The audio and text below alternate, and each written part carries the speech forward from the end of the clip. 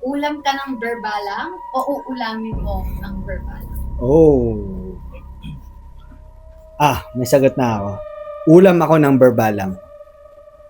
Bakit? Di pa naman ako patay. Patay na kinakain ng berbalang eh. Papatayin ka muna niya. Hindi. Papatay niya ako. Parang hindi masarap yun. Uulamin mo ang berbalak. Uulamin ko na lang. Ew. Ayoko mamatay. Uulamin ko na lang yung berbalang.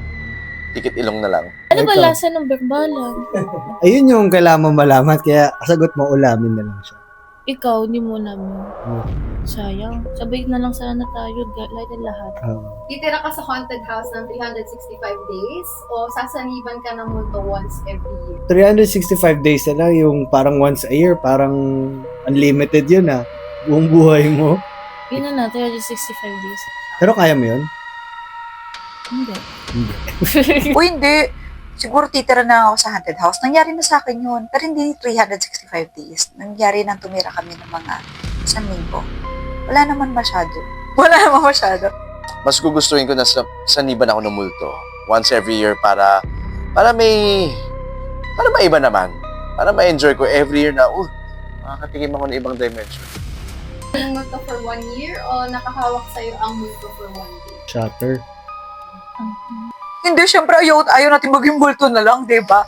Gusto natin na may nakahawak na lang ng multo. 1 day na lang nakahawak sa akin ng multo for 1 day para tapos na agad. 1 day na lang. 1 day na lang.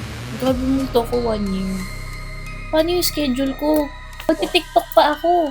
Parang pwede rin yung mananakot ka eh. No? Di ba? With friends. Pero Ako- 1 year ang tagal.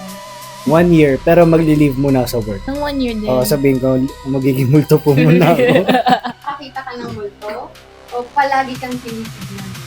Ako na lang tingnan niya. I would never want na makakita ng multo dahil tuwag ako.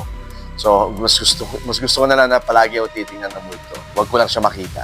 Palaging tinitingnan ng multo, at least hindi ko sila alam. Nandyan sila. Palagi akong tingin.